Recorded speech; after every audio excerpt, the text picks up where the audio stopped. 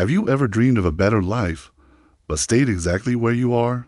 Do you build huge goals in your mind, but delay the work every single day?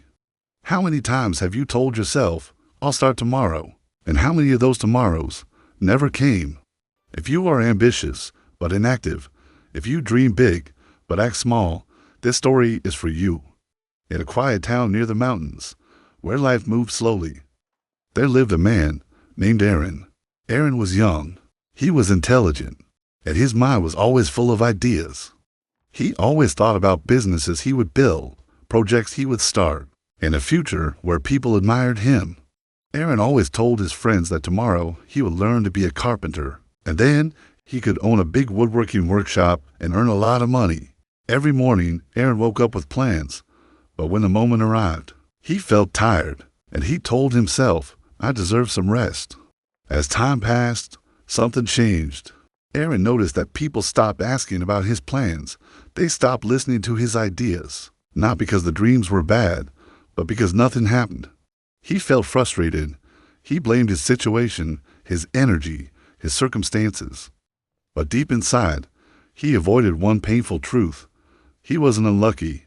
He was inactive. One day, Aaron went to visit his grandfather, an old carpenter, a man who had worked with his hands his entire life. As soon as Aaron comes inside, his grandfather asks, Tell me, my son, how is your dream doing? It's big. I just haven't started yet. The grandfather doesn't argue. He takes Aaron to his yard. This wooden horse was meant to be something special, but the man who designed it never finished. What happened? He stopped halfway, not because he failed, but because he delayed. Dreams don't die because they are impossible. They die because action is postponed. Motivation feels exciting, but it fades. Discipline feels boring, but it builds results.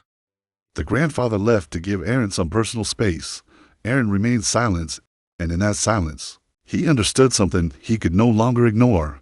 On his way to go back home, Aaron couldn't stop thinking about the wooden horse and what his grandfathers told him. That night, he couldn't sleep. Aaron sat on the bed and thinking about all the tomorrow that he said, which didn't even be a plan on paper. He realized that all that tomorrows quietly stole his time. The next day, Aaron wakes up before the alarm. He sits up immediately, and for the first time, tomorrow didn't sound like an excuse.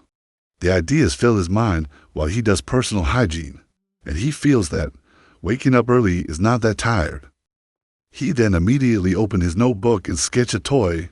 He realizes change didn't begin with big plans. It began with one small line.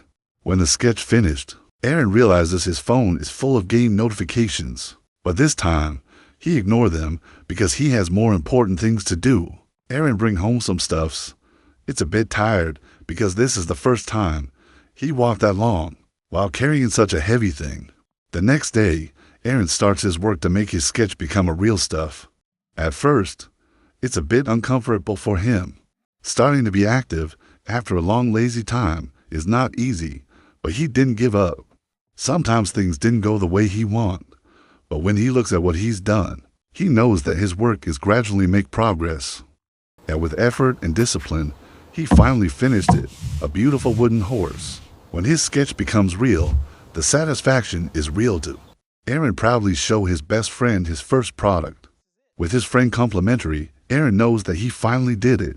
On the weekends, Aaron decided to come and visit his grandfather's again. He showed him the picture of the wooden horse that he made himself. The grandfather stunned for a moment and then said, You did great. This is how your success begins. Aaron has not been successful yet, but something deeper changed. He now confident because his actions finally matched his words. Aaron doesn't know if he could be rich or not, but he knows if he doesn't start or stop make his idea to action, there's no chance for him to be success. Change didn't make Aaron's life perfect. It made it honest. Now he stopped waiting to feel ready. He started acting anyway. Dreams don't come true by thinking about them. They come true by working on them. And maybe this isn't just Aaron's story. Maybe it's about every dream that's still waiting for you to begin. Every ambitious person has to stand here, between comfort and commitment. Laziness doesn't shout, it whispers. You can do it later. And later slowly becomes never. Ambition doesn't only need motivation, it also needs discipline. Because dreams don't die from failure, they die from delay. This wasn't just a story about one man, it was a mirror. So let me ask you, what have you been putting off? Not because you can't do it, but because starting feels uncomfortable. You don't need to change your whole life today. You only need to begin. Because ambition without action is only a dream, but action turns dreams into life.